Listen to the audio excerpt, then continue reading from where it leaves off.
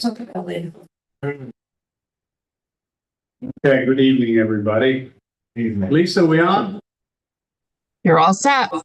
All right, thank you very much. All right, I am filling in for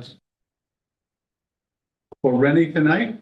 We have a one-item agenda tonight. I'm going to call a meeting to order at 6:05. Welcome, everyone. Okay, number one on the agenda, the pilot proposal that we have discussed previously. Dan, do you want to come up to the table? Yes, so grab a chair. I'll be quick and be able to be available to answer any questions that you may have. But I think last time we were here, talked about questions that council may want to ask. Got a group of questions from Michelle, a couple from Bob. Forward those questions down to Mount Co Housing Authority, and then they're here today to answer those questions. And I'm here today to possibly answer any of your other questions as well, and go from there. John from Mount Co will want to come up, John? I'll be with good evening, everybody. For the record, my name is Matt Hale. I'm with Mount Co Construction and Development Corporation, and Malco is the Housing Authority's partner in the project. Geralda Wilcox is the Executive Director of the Housing Authority. She's here with me this evening, as well as our attorney, John First. I think we described the project to you last time around. If you want, we can go into as much additional detail as you want. And we tried to respond to we tried to get you some information clarifying what we said at the last meeting and put it in writing for you, and then to respond to the questions that were asked of us. So if you want, I could give you a quick recap of the project, or we can go right into questions, however you would like to proceed. How does everybody feel? Do we want a little recap, or are we ready to move forward with questions? I'm ready to move forward first. Yeah, I feel, Okay. I understand the project. Yeah, Just answer you're the ready. questions that came up, which they're ready. Okay. Anybody else have an opinion on the matter? Are there any questions that anyone has? I will take that as a no. Okay, and then if I could just, I'll summarize the proposal to the board. And there was some confusion about this because in one of the earlier correspondence, we had a different number. We proposed $450 a unit. We're actually proposing $500 a unit in the first year payment for the pilot. There are 238 units. So it would be about $119,000 on the first year. And then we're proposing a 5-year escalator every 5 years, an escalation of 5%. We're proposing that the pilot be for 32 years. We've also agreed to the city's outline on local labor. We're prepared to commit to that. And I think there was one other, related to payments. We're proposing a municipal impact fee of $106,000. And I think I mentioned last time we were here that we committed to making a payment of $132,000 as a recreation fee payment that sort of comes along with the site plan approval that we got from the Kingston Planning Board. So I think that those are the primary elements of the proposal. Okay. And then again, the only thing that I would say is we've been able to move along our discussions with the state very well. If we're pushing for a closing either towards the end of this year, if they can put us in their schedule, or at the latest, the first quarter of 2026. And obviously, we'd like to get this into construction as quickly as possible. And the other thing I might mention, because I don't think it was discussed too much at the last meeting, was a relocation plan. Right. We submitted a copy of this relocation plan today, a written copy. Again, the highlights of that plan is that no tenant will be permanently displaced. Anybody who's at the development now will be able to stay there.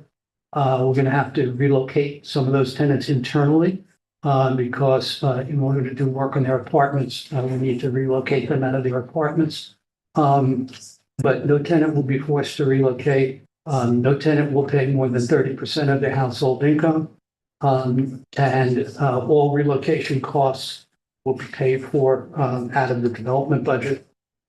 And we have a relocation a coordinator who works with the residents to help move them out of their apartments. So we can work on the apartments, and they're given the option that they can either stay in the new apartment that they moved to, or they can move back to their original apartment if that's what they want. So in some cases, there'll be 2 moves. In some cases, there'll only be 1. And the only last thing I'd say about relocation is that at Colonial Gardens, which is the 98-unit family building, right now, we don't anticipate that we need any relocation. We believe we'll be able to work around those tenants with tenants in place. But we can't do that at Woodwood Gardens. And obviously, paying for it, which is going to be going down. We need to relocate people from there. So that's sort of my overview of the relocation plan. And just to clarify, they will be relocated internally. We have units for them. Also, they will, if they have the first right to refuse, go back to the new unit. But they also, it won't be their exact unit, but it will be comparable to what they were. So if they were in a 2-bedroom, they would go to a 2-bedroom. If they're eligible for it, they have to be eligible for the unit size. So if they're presently in a 2-bedroom, but isn't eligible or lost that eligibility, then they We'll go back to a 1. they would go to a 1-bedroom. Now, another question that's just been boggling my mind. So you have a set number of apartments, right? How many? Set aside. Set aside, We've got about 21. 21 to 25 that we have vacant now. Right. And after construction, what will happen to those apartments, those open apartments? Oh, they would get fresh renovation as towards painting, rehab, I should say, painting and making sure everything is, and then we would rent those out also. Unfortunately, we have to have them on, unfortunately, we have to have them on hold for our, let me have somewhere to go. Want to make sure that they do. So you said you filed the relocation plan today, like with us or with the state? We don't have to file, I don't believe we're required to file a relocation plan with the city. But we're happy to share it in public information. We've had a relocation plan for a while. We updated it because the numbers change, how many people are available, how many units are available, and that type of thing. So we updated it as of today. Put a note on it if they change going forward. If there are major changes, we'll let you know. I don't think there are going to be, but you never know. We may or may not be required to submit a relocation plan to the state. Sometimes they require it, sometimes they don't. Here they probably will because they know there's going to be demolition and new construction. I misunderstood. I thought he said he filed. Guess what? I thought I heard you say. If I said the word file, that right word, we have a relocation plan, we've prepared it. We've not filed the formal application with the state yet. They're letting us know when we can file it. When we file it, they'll tell us if we have to submit the relocation plan. I think when you said file, you meant you guys. Actually, you said plans. When we submitted it, yes, we submitted it to you, the updated plan to you guys today. Yes. You said we haven't submitted it to the state. So, yeah, the 21 to 25, those are in Colonial Gardens. There are more actual units available at Colonial Gardens than I thought we originally had. So it looks like at Colonial Garden, no, at Rondell, most of the units are available at Rondell Gardens. There are some available at Van Dyke. So those are the 25. Yeah, 21 to 25. 21 to 25. And then those apartments were, my understanding was they were cleared out because they weren't ADA compliant. You were going to be demoing a certain area. No, we talked, when I talked about ADA compliant, I was referring more specifically to Penn Court. Penn Right. Court is the senior development, and a lot of those were studio apartments. They were not fully ADA compliant. So we didn't want to rehab those. We didn't want to rehab something that was not ADA compliant. Right, but you had come to us before about Rondout Gardens and Yes. said that buildings A, B, C, D, like the one side were senior housing and for people with disabilities, that those weren't ADA compliant. So I want to make sure that we're not moving seniors into non-ADA compliant buildings. Fair enough. Yeah, no, that absolutely not. And eventually we still want to do in phase 3, we want to do Rondout and completely renovate Rondout. But no, we will never move household into a unit that is not ADA compliant. That's absolutely true. I'm still a little concerned that because it sounds like Rondout Gardens is in really serious need of rehab and we're moving people that need rehab into like even worse apartments. Well, they're not worse apartments. Those apartments have been rehabbed and the individual families that need ADA accessibility, we have units there for that. Most of our residents are able to go up 2 or 3 stairs because it's 1, 2, 3, and they go into their apartments. The ones that do need wheelchair accessibility, we have units for them for that. Okay, but Rondout Gardens has been rehabbed? This is, well, they've been rehabbed to the extent where the unit's been painted, flooring has been done, units have been cleaned and new appliances. Not totally like what our plan is in phase 3, hopefully, which is to really get a bigger, better building. So just standard apartment turnover? Any unit that we move someone into at Rondout is habitable and will be ADA compliant. Okay, but eventually we still have to do Rondout and do a complete rehab. So when you talk about rehab, you're talking about gutting or you're talking about refacing? What are you talking about with rehab? Because I remember not too long ago, a few years ago, a lot of the apartments that you are talking about was rehabbed. They weren't gutted, they were rehabbed. So some of Because it they have were the been, building department, because we used to have to inspect them. Mhm. So what are you talking about? You talking about gutting or just refacing rehab just painting, that you're doing? yes, in-house, and flooring, new appliances. Yeah, the gut rehabilitation generally refers to taking the units down to sort of the studs. No, I Sorry. understand. Yeah, okay, so that's not what we're talking about here. We've had to do close to that at Stuyvesant because of the conditions of the building. There was mold, a lot of mold behind the walls. We've inspected the units. We don't need to do that at either Colonial Gardens, which I think maybe 10 years ago, the state put a fair amount of money in to renovate them, but they still need work. And at Wiltwick, there's a much more extensive rehabilitation there because we're also converting Wiltwick to electric systems as opposed to gas.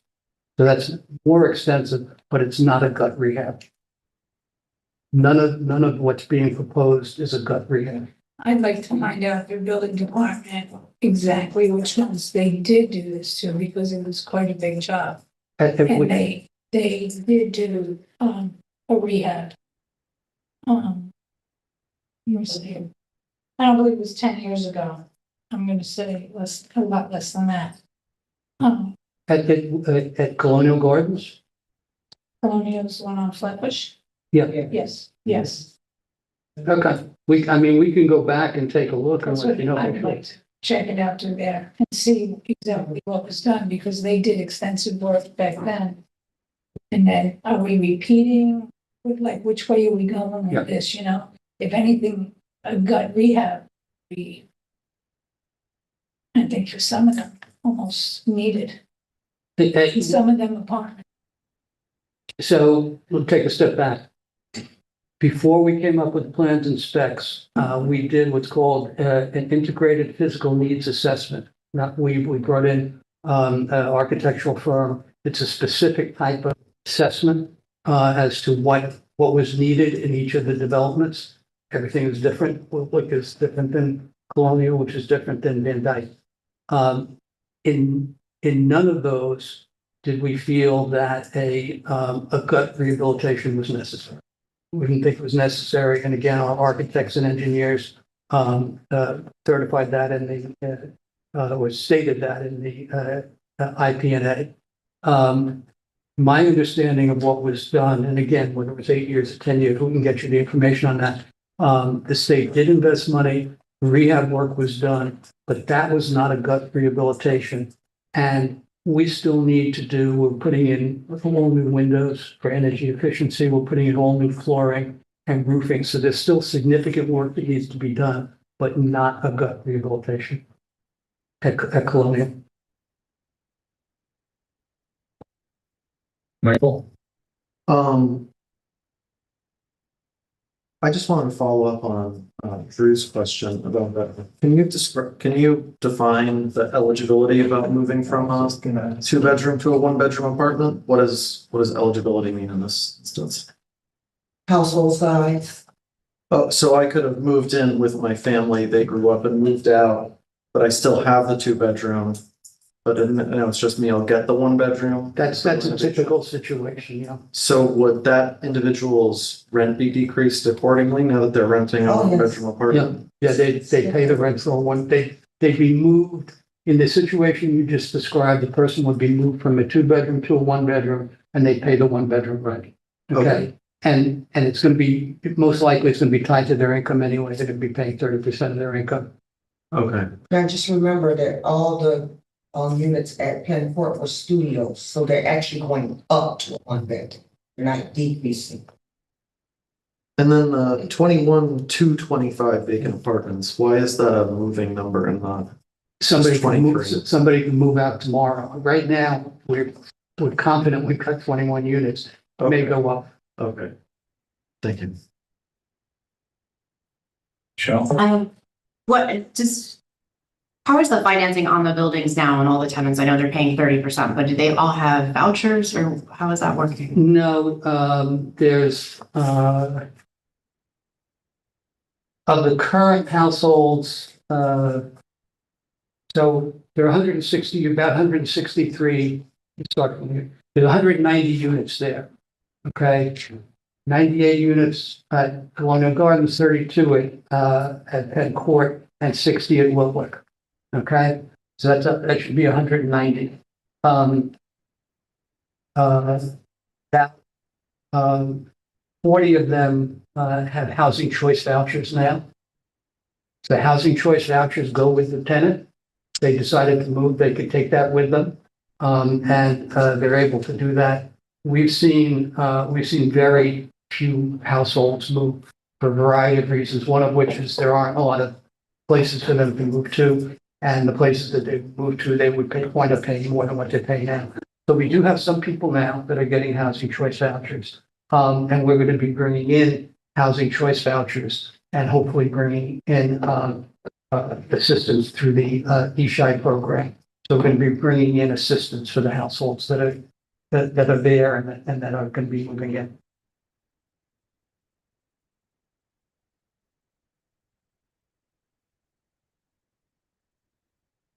Is there any way to bring down the AMI income bands? The amount that you gave us at 30% or lower, 133 apartments, it's about 81.5% of the apartments. And then if you're only allocating 30 of that income band, like I know you're saying that no one will be displaced, but in the future, we're not going to have this level of housing. I'm sorry, Michelle, say that again. So when you were here last time, you said that 160, there was 163 units occupied and 133 of them were at 30% or lower AMI. Right. So that's about 81 And some of them, percent. And some of them are receiving assistance, some of them are not, and they're just paying 30% of their income for rent. Right, but in the future, it's going to go up. Only 30 units will be allocated at that level. And then so 30 units, 30% AMI or lower, and then 92 units at 31 to 50% AMI. And then half, 116 units will be at 51 to 80% AMI, and that seems extremely high. And we've had some reports come out in the last couple of weeks, like Pattern for Progress, even saying any affordable housing here in this area shouldn't go above 50%. And that's for like not housing authority apartments, like regular market rate combination affordable. So Okay. I think, I understand the question, and it's a good question. And from a housing perspective, I agree with you. You don't want to change necessarily the nature of the project.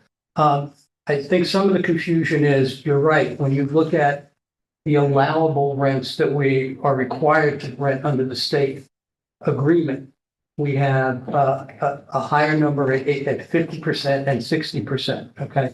That doesn't mean that those households have to have 50% of income, okay? You can rent to anyone up to 50%. And those households have to come, the new households coming in, okay? Because anybody who's there now, whatever their income is, they get to stay and they get to pay 30% of their income. But I think the concern is going forward is, what about new households coming in, right? So let's start with the first tranche of households that are coming in. There are 75 new households coming in because we're going from 163 to 198. yeah, whatever. Yeah, so there are 75 new households coming in. 30 of them are coming in under the eShai program. Those are very low income households, 30% or less.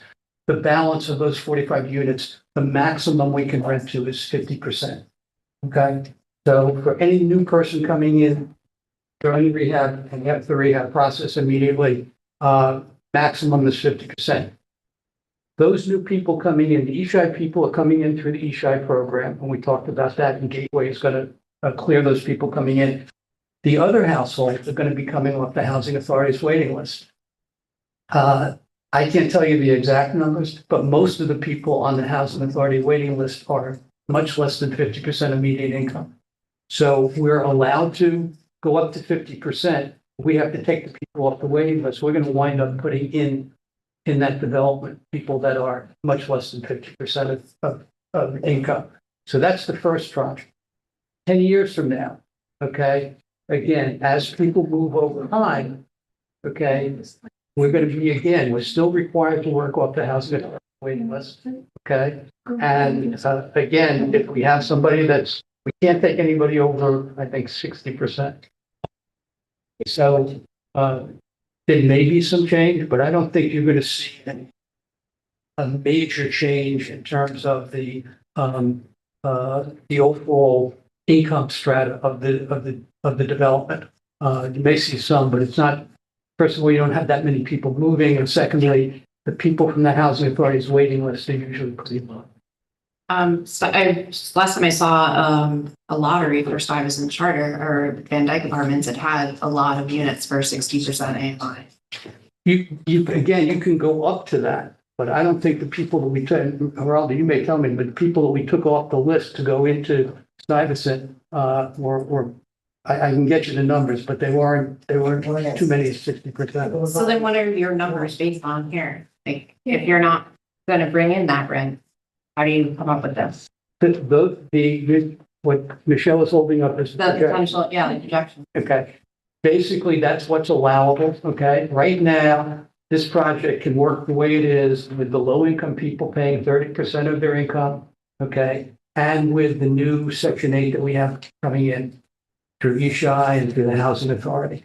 Going forward, okay, again, our expenses are going to go up. Okay.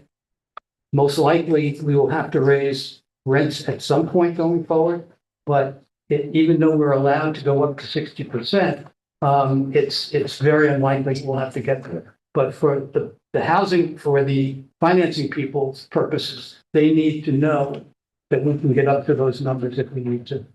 Your rent doesn't go up each year when the county AMI goes up? It doesn't correspond?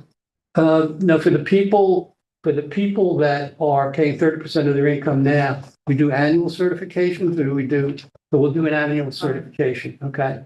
And for new people coming in, again, if the AMI goes up, then yes, that number is going to go up.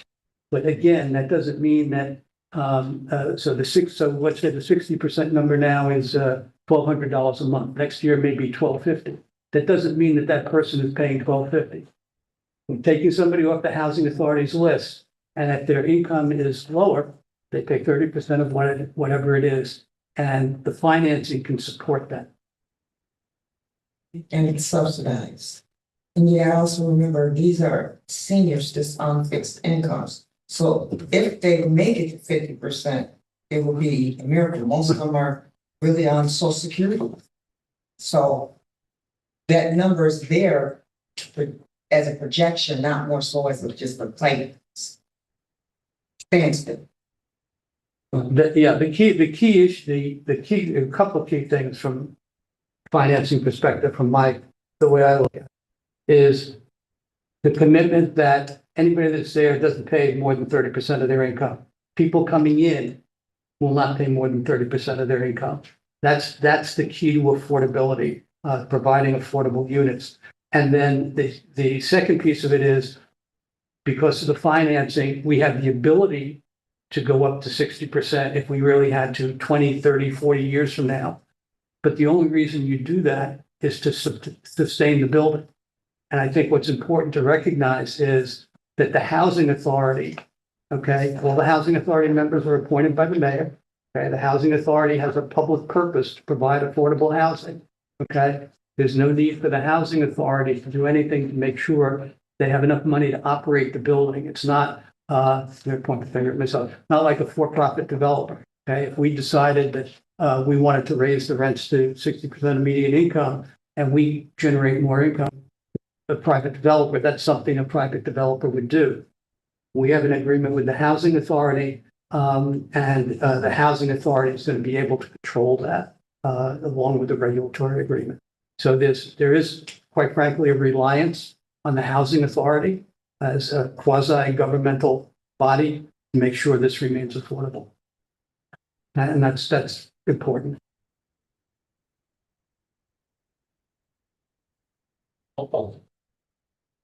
Anyone else have anything? Yeah. Further? So, I'm sorry, I have to apologize because I didn't get the financials in time for me to look at them. So can you tell me a little bit about the developer's fee? Developer's fee? Sure. Developer's fee, according to the state program, can be anywhere, it can be up to around 12%. Okay. Usually it's less than that. It's 12% of the total development costs.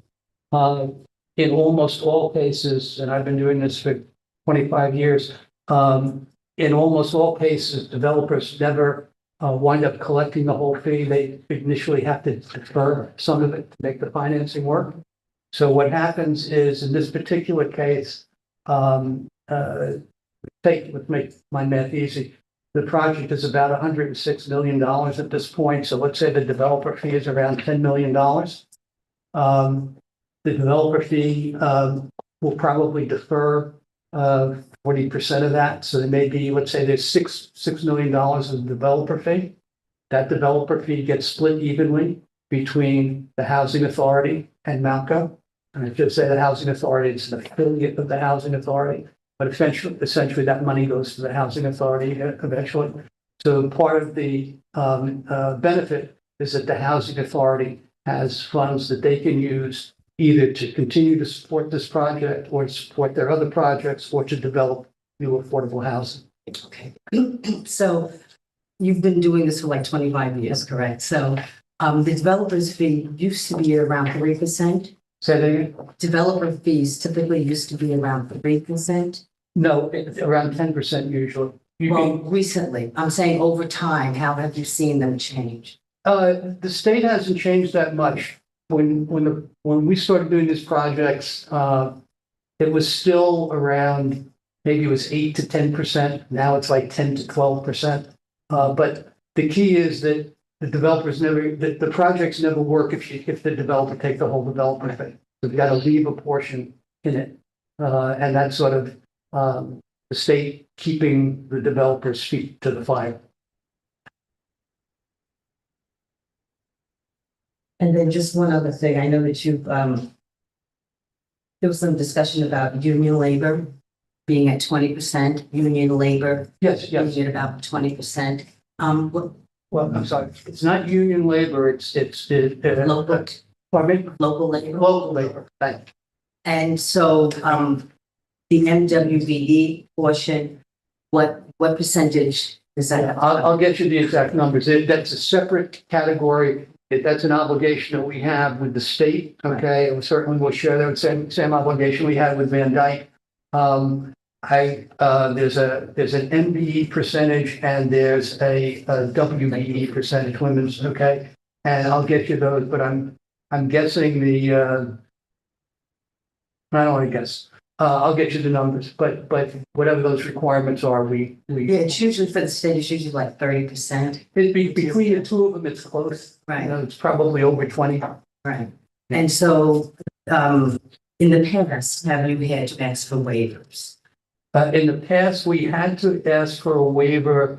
We didn't have to ask for a waiver on Van Dyke. I think we asked for a waiver on one of our previous projects. Again, you have to document that you made an effort. And you have to show that we reached out to, in that case, I think it was women-owned firms. And we had to document that we reached out, that we gave people the opportunity to come in and we weren't able to wind up with those contractors. But yes, we've had to in the past, not too often, but occasionally. And again, this is, there are so many different trades. It sounds like you know the labor market and it's sometimes it's difficult to get the right trades in the right location. Sometimes people are willing to travel longer. Okay, if you got a firm that's two communities away and they're doing well, they're not going to want to bid on this project. Okay, if they're looking for work, they're more likely to come in.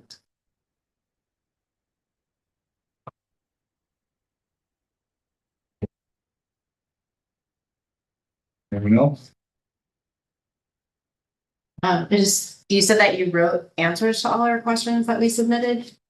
Yeah. Did we get those or no? I don't think I have. Unless you have. Should have. Here's the relocation plan, but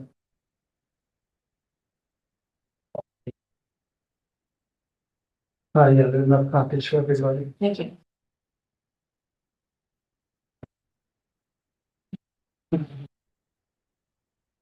And I don't know if you got that, but I have a package here that includes some information we thought you were interested in, as well as specific responses. I can make copies. This is the list of questions we got, and those were the specific written answers we provided. And I can resend this out to everybody. That would be great. Sure. And for right now, how about we just go through right now? Very Sure. Yeah. And at least at a minimum. Yeah, just so people have the information. So these are the questions I had. If we missed any, you'll tell us. Or if you have additional questions. First question was providing the exact listing of the current AMIs of the residents and the rent being paid for each unit. So we have that here. We have a list for each of the three buildings. Okay, Penn Court, Wilwick, and Colonial Gardens. We've redacted tenant information, okay, in terms of their names, but we have the current rents that they're paying and the percentage that's listed. And it's based on the July rent rolls for the project. Okay, so they're recent rent rolls. provide the AMIs that would be used for each building once new financing deal is structured. And I can just read them off. We've got Colonial Gardens, 24 at 50%, 66 at 60%, and 7 at 90. And those 7 represent households that are really already there. So they're over income now, but they're paying 30% of their income for rent. And that's what will be required to keep that. And again, those are maximums. I can guarantee you of the 24 or 50%, a lot of those are at 30% or low, the same thing for 60%. But those are, we were asked for what we could be allowed to do under the regulatory agreement. Those are the percentages. At Penn Court, it's 30 to 30%, 34 or 50%, and 16 at 60%. At Wolfwick, it's 34 or 50%, and 26 at 60%. What are the funding levels for above the 30% the current tenant pays? The question is, if somebody has incomes, what are they paying, and where's the source coming for the additional funding? There are a number of households that are receiving housing choice vouchers now, and they will continue. And then going forward, we're asking for funding from the ESHI program, which would be a separate supportive housing fund, but also a fund to help support the household so they don't have to pay more than 30%. And then the housing authority has housing choice vouchers that they're going to apply. Right now, we're not asking for any project-based Section 8. The state may provide some as part of continuing discussions to help on the financing. So there are funding sources for a lot of the households there. And again, anybody who's not getting funding, we're still committing 30% of your income. That's all you're ever going to pay. The question was, are there project based vouchers at any of the 3 projects? The answer is no. There are no project-based vouchers right now. And right now, we don't think there will be project-based vouchers. If the state gives some to us, then that's fine. That'll just tell. And I'm going through this quickly. You can stop me anytime. How many ESHI grants will be attached to Penn Court? We've requested funding for 30 households. And that's what the budget reflects. Are the Colonial Gardens update considered major capital improvements? Yes, for rehabilitation work to be considered a major capital improvement, it must this is a definition, must significantly add value, extend the useful life, or adapt the property for new uses. Virtually all of the work being proposed at Colonial Gardens falls under those categories, but typical examples of what people think of as MCI work are new siding, new windows, new flooring, and removal of the underground storage tank. We are doing major capital improvements, which is different than gut rehab, not as much as gut rehab. Will Penn Court residents moved into 25 Roundout Gardens apartments, or where will they go? Here, we said we thought that most would go to Van Dyke. However, I think the updated response, which we put in the relocation plan, which you have, is that we think that most of the households from Penn Court will be relocated to Rondout Gardens. And again, they have the opportunity to stay there or move back. Please confirm the percentage of local labor to be used on the New York State law and City of Kingston policy. Yes, that is correct. We will abide by that. Our understanding is that the current required percentage of local labor is 20%. The submitted paperwork had $500 per door fee. You were told $450. Yes, we are agreeing to $500 per door in the initial year of the pilot. Will there be reserve fees for future maintenance? Yes, at the permanent loan closing, we're required to put $158,000 in a segregated account, placement reserves, and then each year we are required to put in $71,400. Those monies can only be used with the approval of the State Housing and Community Renewal Office. and can only be used for capital improvements.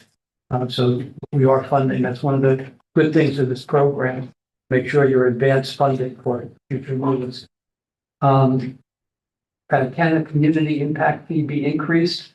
Answer is yes, but not without affecting the entire development budget and requiring that the state provide additional subsidy for the project.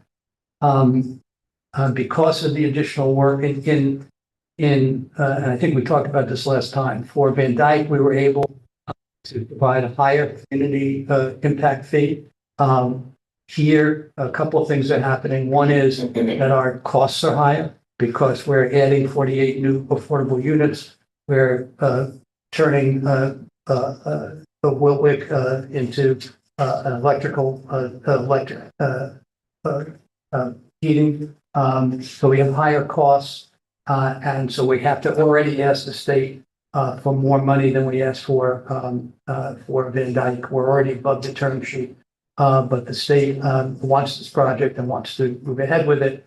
But if we have to start moving money around and ask for more state subsidy, that's going to be a problem. How do we ensure that all of these units remain affordable after 30 years? There's a regulatory agreement that's recorded and runs with the land. And it requires that the units be affordable for a 40-year period. And then the additional assurance that you have about affordability is that after 15 years, the housing authority has the right to buy out Mountco's interest in the project for a de minimis fee, and then they'll have sole control over it. So the first 40 years, you're controlled by the regulatory agreement. And then beyond that, you're controlled by the fact that the housing authority, which again was appointed by the mayor, that's how you have your control over the affordability going forward. And I think those are the questions that I saw and responded to in writing. And again, I'll send this package out to everybody. Are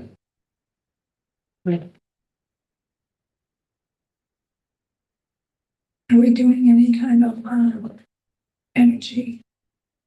We are, and I don't know off the top of my head, but there's a whole first thing that we're doing on the two rehabs, okay? The new building is different and will be much more energy efficient, and there'll be a lot of work that will go into that. The main thing in terms of energy efficiency for the rehab is to seal the building, okay? Roofs, windows, exterior siding, okay? And where there's brick, we have to point, okay, when there's work that needs to be done. That's the first thing that gets done. Beyond that, there are some controls of the boiler that will help, more energy efficient faucets and appliances, that type of thing. So No solar or anything like that, no solar? I think that there's solar on the new building. I have to check that. I'll let you know. Because you're putting electric for Yes, solar to be. yes, and the new building is going to be all electric. The state is requiring everybody to go to electric. I'm not convinced that that's more economic in the long run, but that's what the state requirements are. But that's an easier fix than the building. Yes. True, Michael, go ahead, present first. So will the residents be informed of the changes, the eligibility, before leaving where they are? So as if we were saying, if they're in a 2-bedroom, it's not like a bait switch. It's like, so this is the process. This is what's gonna happen. Will we Everything be- is all up forward. Don't keep them in the dark. We let them know everything pertaining to their household, if they're eligible to come back, what size household. It's always comparable. But again, those are studios at Penn Court. Those are the only ones that we're really relocating. The individuals at we're relocating them, but it's the same units. Penn Court is the only one where they're in studios and they're 1 bedrooms. There's no 2 bedrooms, went down to a 1. What's the square footage difference between the studio and the 1 bedroom? Oh, Because of that 1 bedroom, right? Maybe Sometimes- 150 square feet, something like that. What is it now? Ones or more. What is the square footage of? Studios could be anywhere from 450 to 525, 550, two bedrooms, single bedroom is usually 600 to 650. No. Okay, just to go back to your question, we've already met, we started a year, I mean, we've been working on this for a long time, obviously, but we've already met with tenants at each of the three developments. We met with the tenants, explained to them what we were trying to do. We explained to them they're going to see all sorts of architects and engineers on the site, so be ready for it. So we met with them months ago, let them know what the process is, let them know that once we got closer, we were going to send them out notice, a specific notice, and say, we're ready to relocate you at a certain period of time. Those notices will probably go out sometime next week, and the relocation will start in the middle of October. So we're giving, even though everybody knows that it's happening, they're going to get a specific 30-day notice. Okay. And then our relocation coordinator has already met with the households at Penn Court, which are the first people that are going to be moved. He's come up with a specific plan, and he'll go over that plan again with them. Okay, once the relocation notices go out within the next week or so, he'll meet with each individual tenant and go over the households, tell them where they're going to be moving, go through everything. But in broad terms, that's already been discussed with them. The specific moves in the apartments haven't been discussed yet. That will happen now. Okay. We have to get the people out of Penn Court so that when we close on the financing, we're able to take down the two existing buildings right away. As I said, Colonial Gardens, no one needs to move out of their apartment. And for the people of Wilkwick, that second round of notices to those households won't start for a couple of months. There's a lot of work that has to be done involving the electrical conversion that's outside of the apartments that's sort of considered site work. So we're not ready to give those households 30-day notice, but they know that's going to happen. It's been a year, we've been just constantly updating them on the changes and stuff. So it's not like they're not aware. The tenants are aware, and they know we're subject to the state's availability of funding. So we told them, we're trying for, we were trying for last summer, and this fall may still make a December closing, but we've kept them informed of something going So on. they're packing, they know that. Yes, our coordinator's working it out, he's giving them supplies to start packing. And he's actually sits down with each individual family to tell them where they're moving to, what date, and we have movers and everything, so making it as smooth as possible. Yeah, all that's provided by coordination, the relocation coordinator in conjunction with the housing authority, because the housing authority has staff who deal with the residents on a regular basis. I think I mentioned that last time we were here.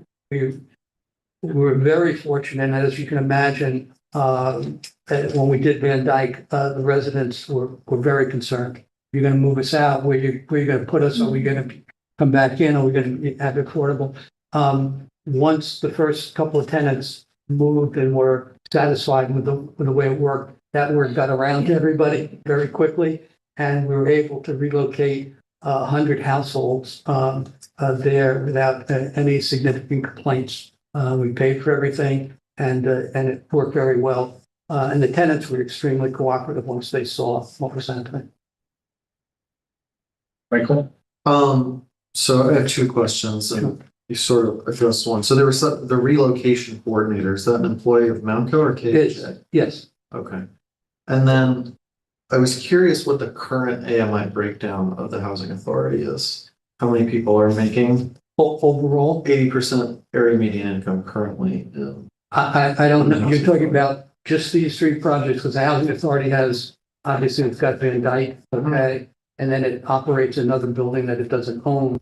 We can get you those numbers, but my guess is that from what I've seen is a fair amount is very low income.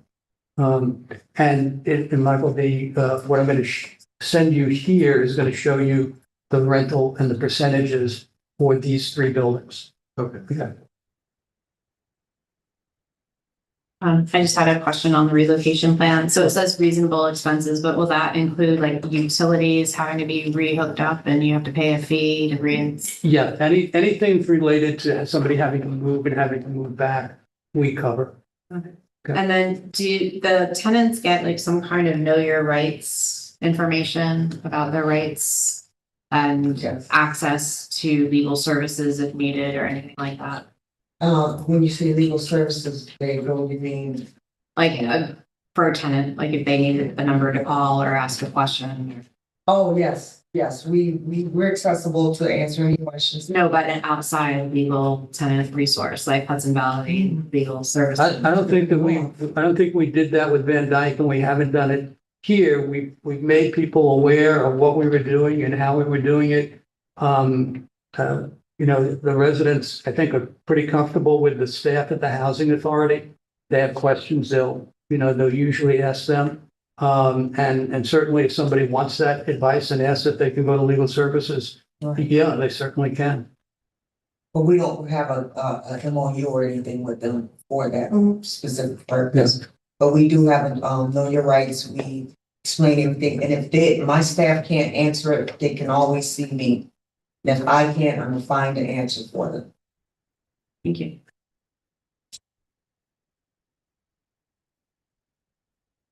Anyone else?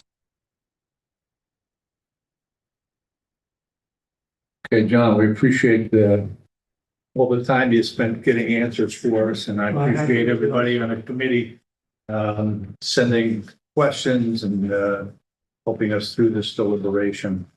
No, a lot of good questions, and we're happy to provide it. And you may have questions going forward. Anytime you have a question, let us know. You can reach us through Dan or give us chairman, and we'll provide information. And certainly we're happy to let you know, assuming that we get this financing, which I believe we will. We'll let you know when that happens. And then anytime during the construction process, which will take about 2 years. Okay.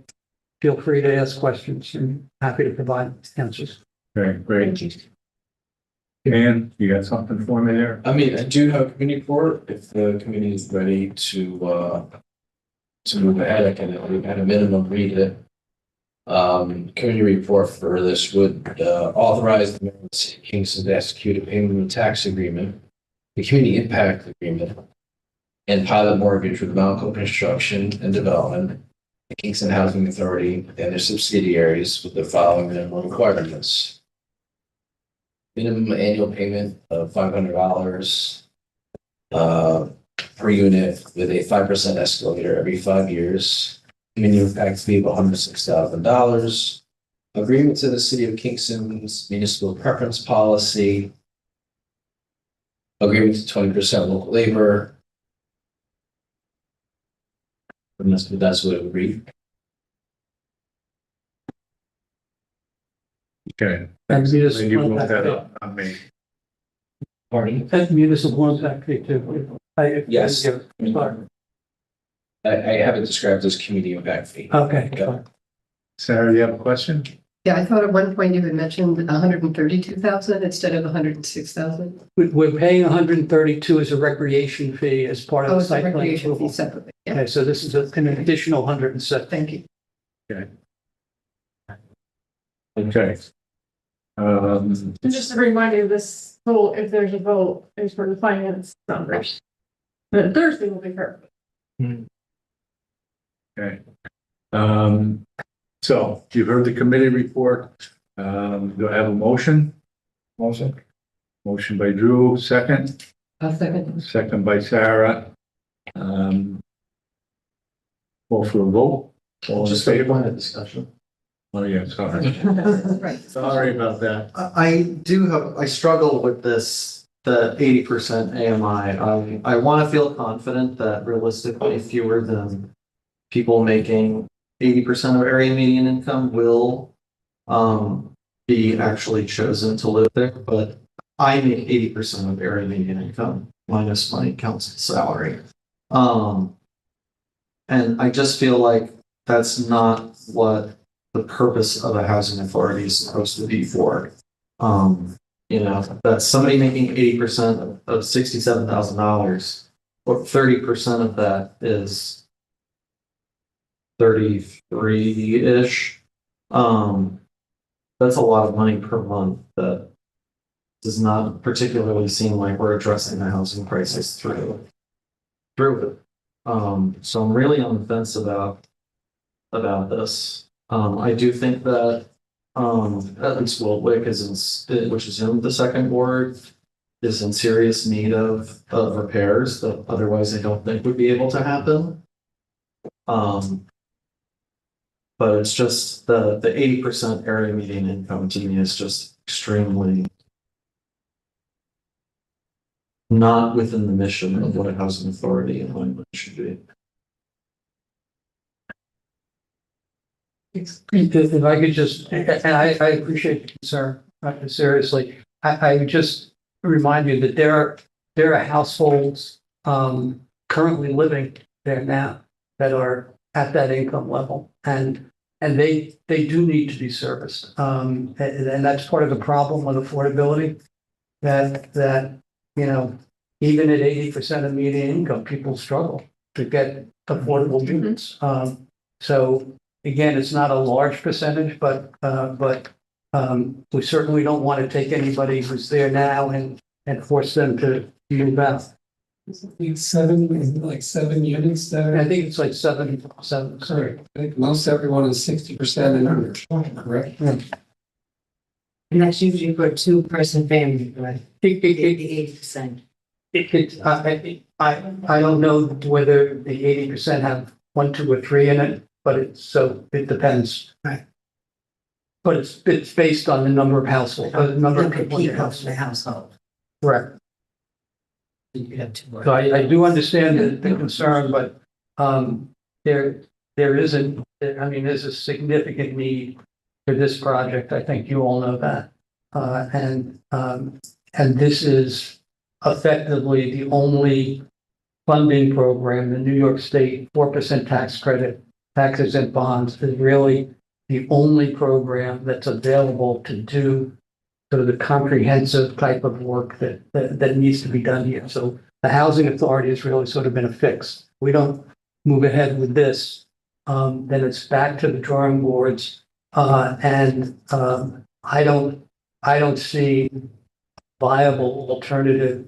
Housing authority may be able to do little bits and pieces, but there's no funding mechanism that's going to get them the funds to do all the work that they need to do in this project. So it's really sort of a make or break situation for us, for the housing authority. I just want to add to this part with an understanding of what you're saying, that we're working with at my center, people that I guess society call them the working poor. They're making then 70,000 a year, and they're still asking for scholarships. Just the rising cost of everything. To me, it's not that much. You have what you said, 7 units, 7 units, 80% of the AMI. Most of people that I know are down there, are in all of these buildings. I think it's important that we move this, that we don't sit on it. I think the answers were spot on. I feel that we have people who can look at the gray areas and ask the questions. You know what I mean? So for 7 units, I agree. All people need to be served, and I feel the majority of the people we need served are being served in these buildings and will create more housing. So. Yeah, that's the one thing that we really didn't focus on a lot. This gives the housing authority the ability to provide 48 new affordable housing units in the community, which is very unusual and very hard to do. We couldn't find a site where we could put 48 affordable housing units. So that's a key part of the opportunity that is before everyone. And just as an aside, when is your application due? So, When is your application due? it's a rolling application. Oh, okay. So you can submit whenever it's ready, but clearly, we'd like to get into construction in December. So we want to get the application and we'll have the application ready to go the middle of this month. Okay? And we don't need final approval from the city council on the pilot. But if there was a recommendation out of this committee, that would be enough for the state to recognize that it looks like it's going forward. Okay, I couldn't agree more with Drew. And I know I said this last meeting, this is a really important project as far as I'm concerned. And it shows a commitment by us to our community, for the housing crisis. I think this is going to be, I think it's a really exciting project.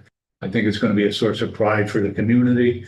I think I'm going to be proud to back this. So I'm definitely in favor of it. I think it's a great project and I would really like to see this move along. So, anyone else? Okay, just let me ask a question. Who's on the finance committee? Oh, there it is right there. Okay. Okay. So we had a motion. I forget. Drew?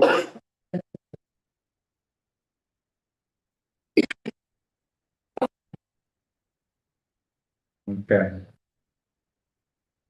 I will call for a vote. All in favor? Aye. Aye. Anyone opposed? All right, thank you very much. This will go to the council on Thursday for a full vote. It will, yeah. That's why we had this meeting in case, this committee would approve of it, it would move along. Fantastic. Thursday night, so they're passing. Okay. And then the draft resolution, I guess, will be. Then the mayor, it goes to the mayor for him to sign, so it'd be probably early next, before we get Friday, but maybe early next week it would be. Also, that was like a draft. Online. You get this. No, I don't think that it was a committee report, so no, in the council, because it just passed tonight, our clerk has to work it tomorrow morning. So tomorrow there'll be one. So it will be up there before Thursday. Thank you. Could I just make one comment? You guys have been great to work with, and all the questions were very good questions, okay, and needed to get information on the table. And I know Harold and I have talked about this, that the questions we felt were being asked by the members is trying to make the project better, trying to understand the project, trying to make sure the project served the people that it's supposed to serve. And that's the way things should be. So thank you very much for all that. We appreciate it. Thank you. Thank you. Thank you. Thank you. And any additional information you need, always reach out to us. Okay. Thank you. We have a motion to adjourn. Second. All in favor? Anybody opposed? All right, Lisa, log out. Log out into the other ones. Great, thank you. Just give me a minute.